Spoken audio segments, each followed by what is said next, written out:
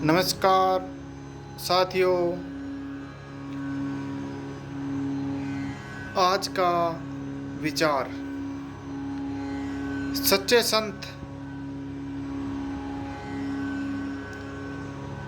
संत ईश्वर के भेजे हुए अवतारित इस धरती पर आते हैं।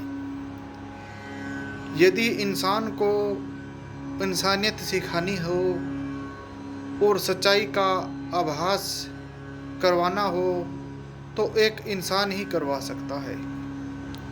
इसके अतिरिक्त और कोई योनि नहीं, जूनी नहीं या कोई वस्तु नहीं जो इंसान को कुछ सिखा सके।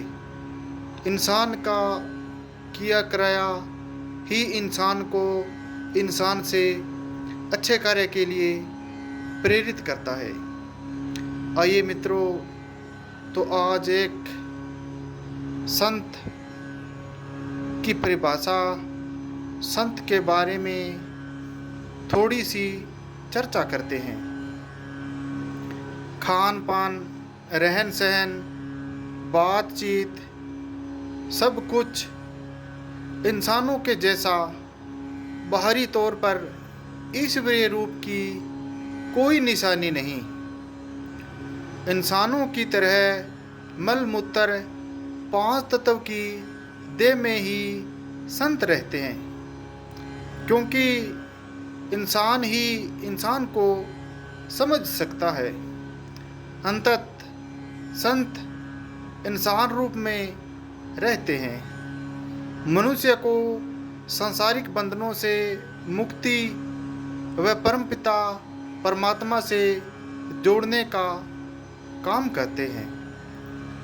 सृष्टि कभी भी संतों से खाली नहीं होती।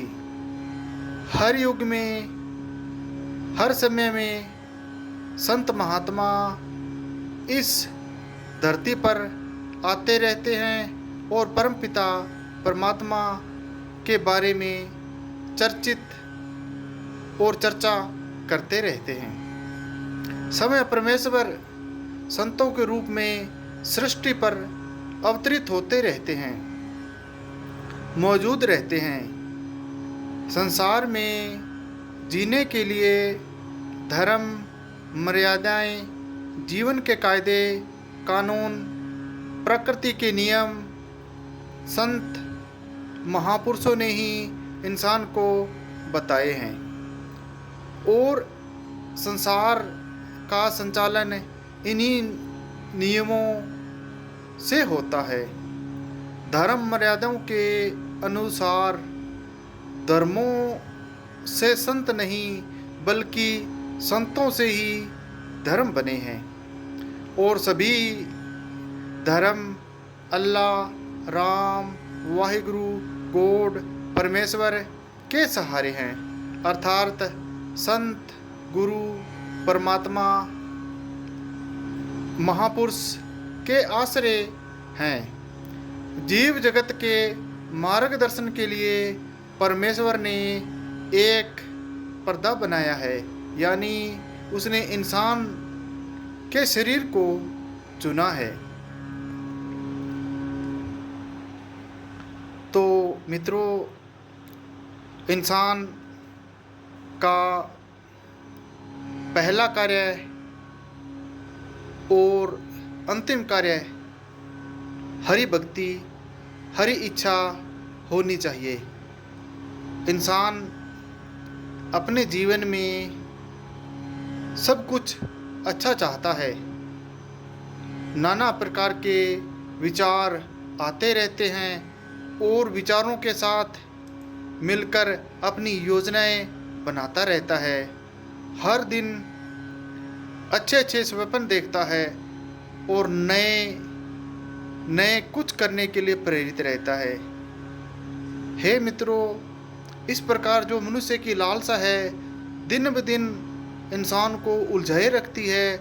एक इच्छा पूरी तो दूसरी तैयार है, तो दूसरी पूरी हुई तो तीसरी तैयार है। मतलब अपने ही मक्कड़ जाल अर्थात अपने ही बनाए जाल में इंसान उलझा रहता है। मित्रों, वास्तविकता है, सच्चाई है, यदि जीवन के आचरण पर धैर्य किया जाए तो हमें पूर्ण परमानंद आनंद की प्राप्ति हो सकती है। ईश्वर है जो एक कण है, हवा का झोंका है, जिसे महसूस किया जा सकता है। क्या उसको देखा जा सकता है?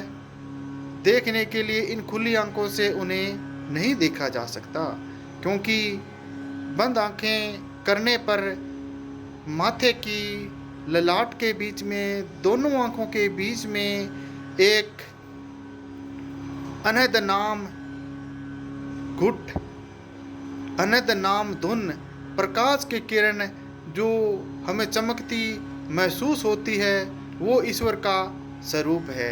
जिस प्रकार हमारे शरीर में